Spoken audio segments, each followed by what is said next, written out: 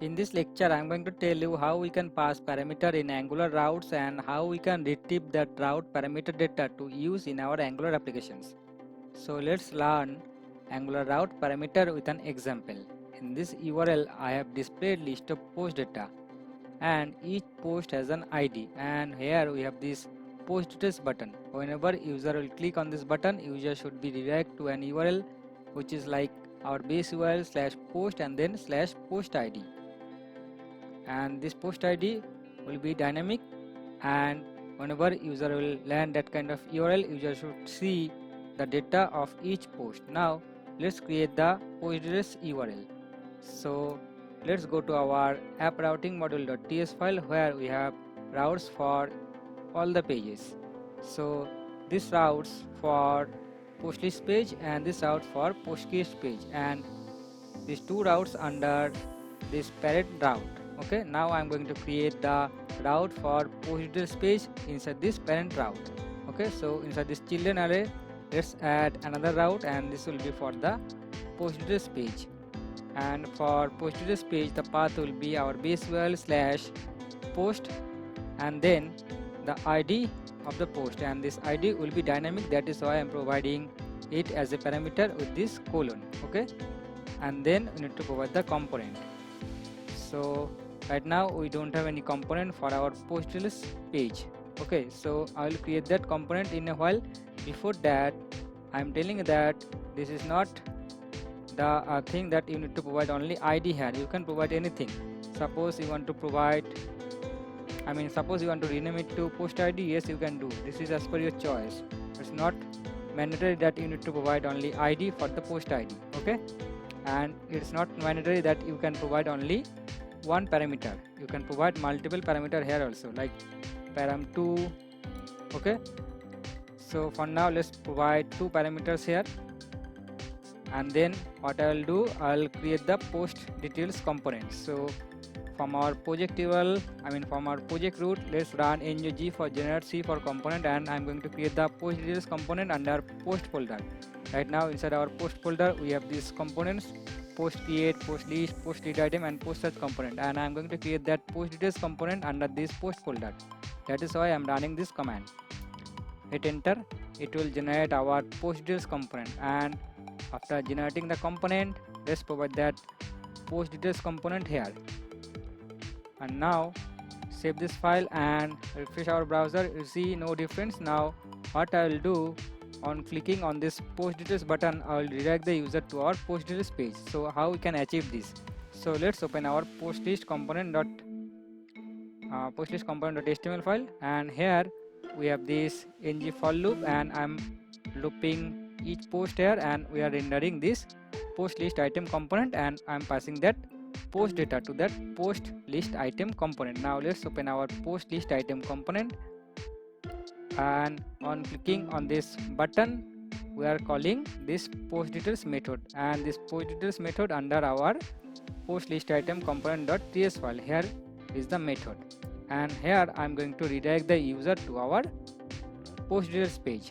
Now how we can redirect the user to our post details page with parameter, and we can do it with the help of Angular router. Now let's inject Angular router here and store it to a variable router, and this will come from Angular/router.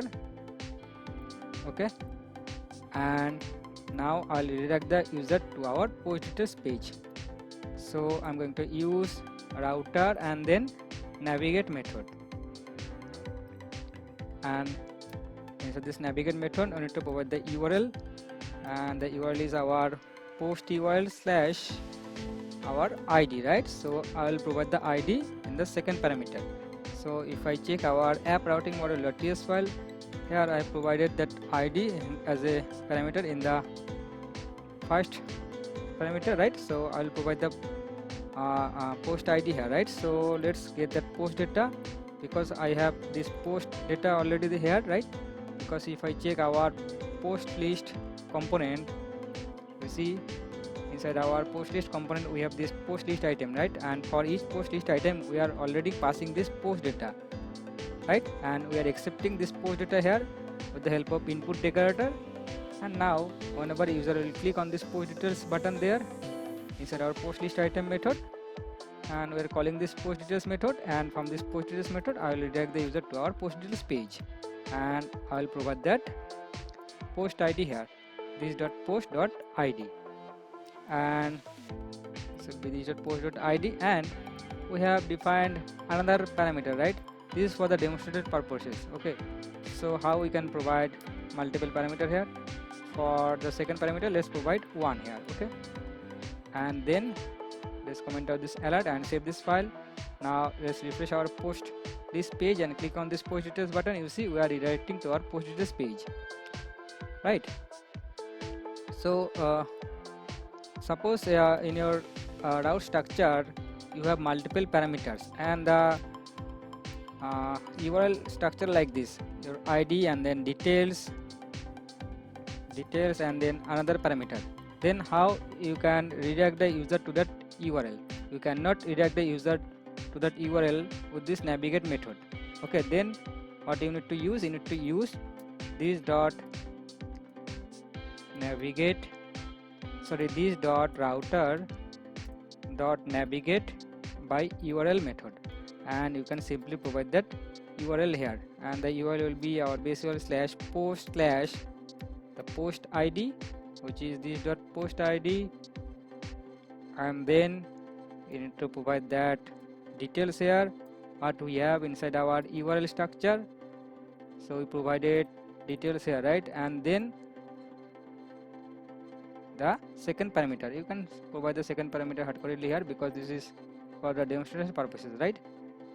Now you can redirect the user to that page in this way. So let's refresh our post list page and click on this button. You see we are redirecting the user to this page properly, right? Now we no need to use that, so I can remove it for now. For the demonstration purposes, I just told you how you can use multiple parameter with complex structure of your URL. Okay, so let's remove it from here. Also I'm going to remove that second parameter from here because I'm not going to use it. Now let's remove this from here also. Save this file and make sure everything is working fine. Let's refresh our post list page and click on this button. You see it is redirecting to our post details page, right? So everything is working fine. Now I'm going to retrieve that route parameter data. So now let's open our post details component where I need to retrieve the data, right?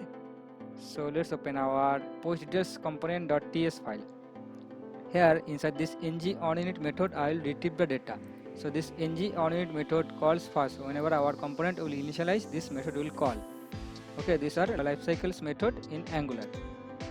And first of all, how will retrieve the data? We will retrieve the data with the help of Angular activated route. Let's inject that private activated route, and this will be activated route. Okay, and then inside this ng onInit method I can get the data with the help of this activated route, and I will store that to a local variable called post id. Before that, let's create one property here, post id, and by default this will be null, and for the property type you can provide any for now. Okay, so by default it will be null, and whenever user will land on this page with a id, then I will store that to this local variable and I will retrieve that with the help of activated route. So this dot activated route dot snapshot dot, this will be snapshot dot paramap dot get, and then your route parameter name. Our route parameter name is id, what I have provided here. This is id, that is why I am providing id here. Okay, so this will retrieve the id, and I am simply store it to a local variable called this dot post id. And if you want to see that, you can print this post id inside your post details component. So let's print that here, post id, and yeah, you see we have this post id here. Let's check for the other post. Click on this, you see we have this post id here, right? So we successfully retrieved the data, right? Now we need to retrieve the data of that post from our post service. So our server is running, so I already used this JSON server library for that API. So I created post API, right? So you can watch my previous videos for that, how we can create fake REST API with the help of JSON server library. And our server is running on localhost 3000 port, and we have this list of posts in this URL. And if I try to navigate to a certain post page with this ID, then we'll get that post data. Okay, and if I provide wrong data, let's check, this will provide an empty object. Okay, so this is the URL for each post. Now let's create one method inside our post service to retrieve that post data with the ID. So let's open this shared folder. Under services we have this post service, and now inside this post service I'll create one method to get the post data with the ID, get post by ID, and we'll retrieve post ID as a parameter here.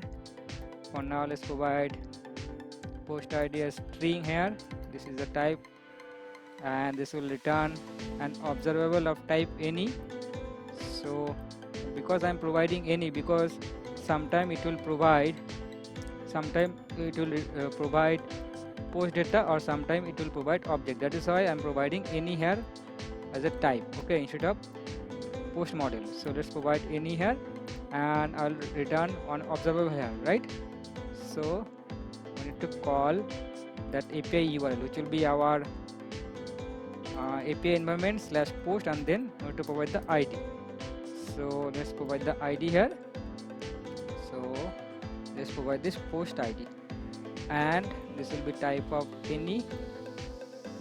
Okay, so this is the method we need to call after retrieving the post ID inside our Postgres component. So we successfully retrieved that post ID. Now we need to call our services, post services get post by ID method, right?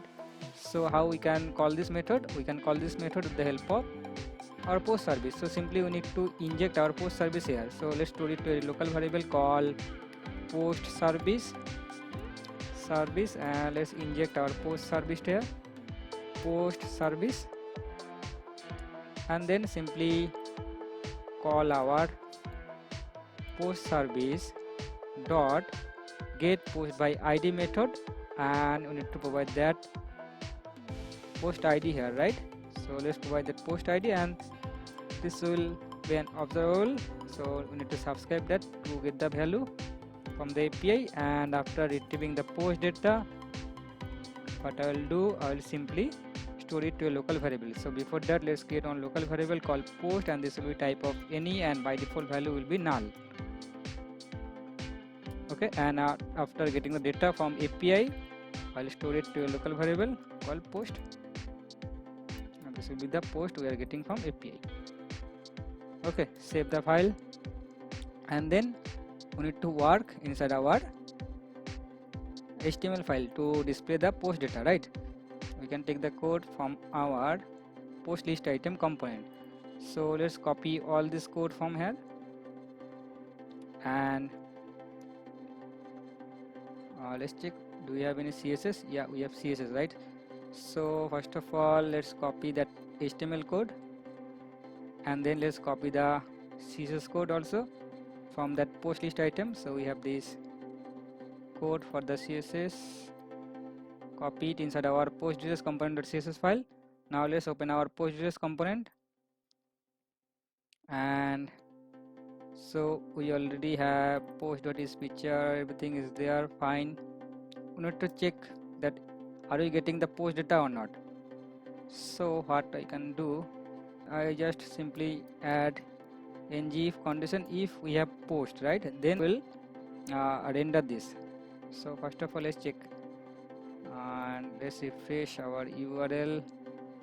See, yeah, because inside our Postgres component we don't have this post details method. So for now, let's remove this and save the file. You see, we have this data for that post, right? So let's check for the other post. Let's check the data for this post. You see, this is for post 3 and this is for post 2. This is changing, right? We successfully retrieve post ID, right? And we also get that post data for individual post, right? So that is good. Now what we can do, instead of making this as big, what we can do, we can simply add one div and let's add one class call md. So first of all, let's add one row and then let's copy it and paste it here, and we can also wrap inside another div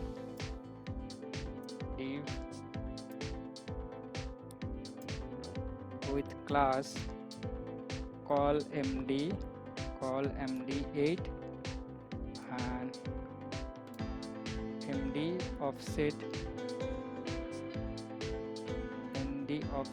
of 2, and let's copy that code and paste that inside this div. Okay, and let's check are you getting proper design or not, because it's taking much width. That is why I am just adding some offset to the div.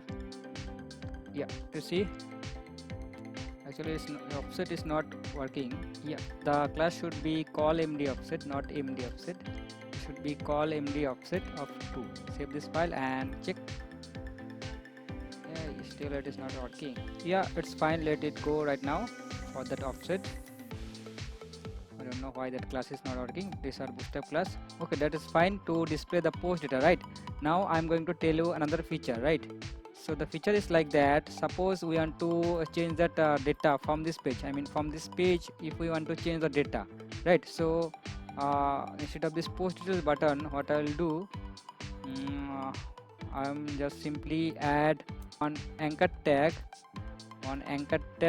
to go next post. Okay, and I'm going to use router link here, router link,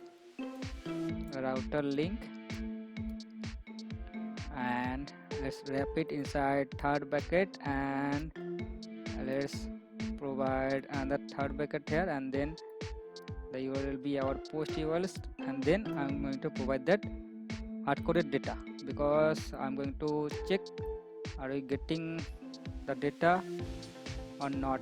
So let's provide this ID. Let's provide this ID, hard-coded ID, to go to the next page, next post. Okay, now let's refresh it, and we have this next post button here. Let's click on this button. You see, yeah, actually I don't need to provide. I need to provide one slash here, I think. Yeah, check it. Click on this next post button. You see, we are now navigating to that URL properly, but the data is not changing, right? So because what happening here, so if I check our post details component.ts file, we are using this .activated_route.snapshot.paramGet method. Actually this method does not return updated value of the parameter. So how we can get the updated value of the parameter? To get the updated value for our route parameter, we need to use observable for that. So what we need to do, we need to call this activated route.parammap subscribe, because this will return an observable, and we need to call subscribe method to get the data. And then what we need to do, we need to call this method inside this URL. Okay, we'll get params here. This will hold all the parameters, and then I will store the ID to this local variable, and this will be params.get, and then parameter name is ID. Okay, alright, remove this, or I can simply comment out this for your reference. So we'll get the post ID dynamically here, because we are using observable by using this .activated_route.parammap method. Okay, let's check everything is working fine or not. Now what I'll do, I'll simply go to our post list page and then click on this first post, and from this page I'm going to click on this next post URL. You see, Now it is working fine. So to get the updated data for your route parameter, to subscribe to your activated route.param map, and if your URL is not changing, then you can simply use this snapshot.parammap.get method. Okay. So here is another thing I'm going to tell you, that suppose you are navigating to an URL which is not exist, then what will happen? So let's check. You are navigating to an URL which is not, the ID is not exist, but it is not returning proper data. It will throw an error in your console because this is calling our Postgres API with, you see the response is blank here.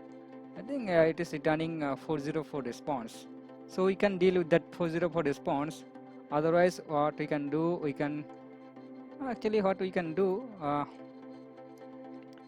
we do not need to deal with that. So what we can do, we can simply check that if we have any post or not. So if we have post, and if we don't have any post, then we can simply print one message. So let's add a div and let's say no post found if we don't have any post, and let's say if we don't have any post, ng if not post, then let's print no post found. Yeah, you see no post found. Okay, so we successfully created one URL, one route with parameter, and we successfully retrieve the parameter data, and we also called our API to get the post data, right? And this next post URL is not required, so I can simply remove this. Okay, so that's it for our route parameter in Angular. In the next lecture, I'm going to tell you how we can pass query parameter. Similar to this route parameter, we have also query parameter. Suppose we want to pass any query parameter like you see edit mode true or false. Okay, then how we can pass it and how we can retrieve that value. So stay connected for that. In the next lecture, I'm going to discuss about that.